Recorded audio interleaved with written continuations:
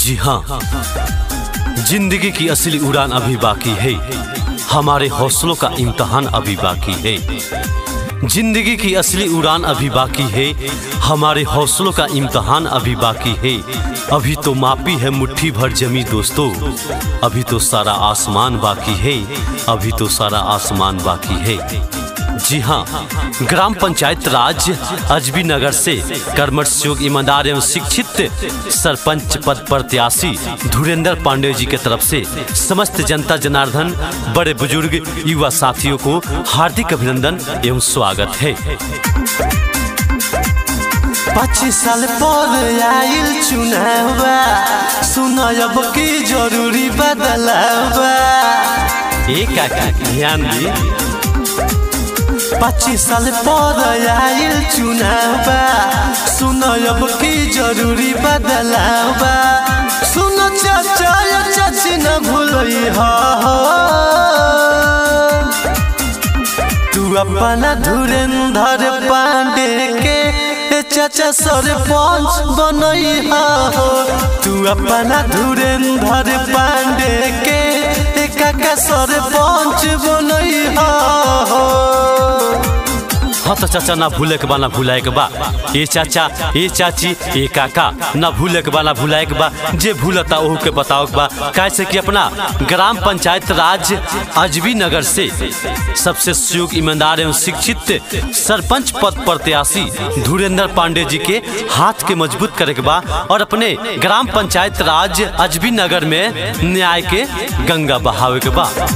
Mix by Durga recording studio, हावे धर्मशाला के पास। सब कोई करता इनके सपोर्ट हो, इन्हीं के दिहो चाची अब कि तू वोट हो।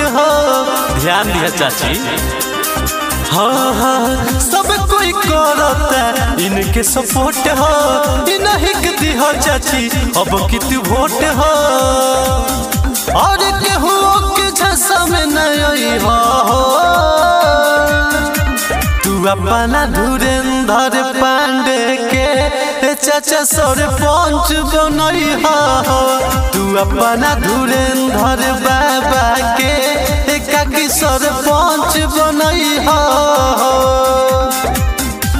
जी हाँ, ग्राम पंचायत राज अजबी नगर के समस्त जनता जनार्दन को बताना चाहता हूँ कि धुरेंद्र पांडे बिना पद पर आते हुए लोगों को मदद किए, गरीबों के साथ दिए, गरीबों से कदम मिला के चले। यही नहीं, ग्राम पंचायत राज अजबी नगर में न्याय के गंगा बहाए। दोस्तों, यही पूर्ण निष्ठा और विश्वास के साथ मैं आप लोग से कहना चाहता हूँ कि इस बार अपने ग्राम पंचायत राज अजबी नगर से सबसे सुयोग ईमानदार एवं शिक्षित सरपंच पद प्रत्याशी धुरेंद्र पांडे जी के जिताई, अपना गांव में न्याय के गंगा बहाई।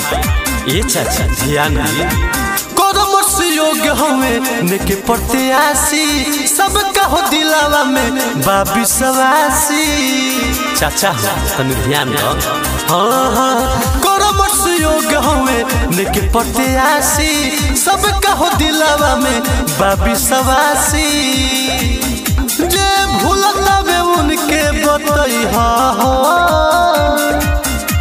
तू अपना धुरेंद्र पांडे के चाचा सरपंच बनई हो। तू अपना धुरेंद्र पांडे के चाचा सरपंच बनई हो। 25 साल पर आइल चुनाव, सुनब की जरूरी बदलाव। सुन चाचा या चाची न भूलई हो, तू अपना धुरेंद्र पांडे के चाचा सरपंच बनई हो। तू अपना धुरेंद्र पांडे के काका सरपंच बनई हो।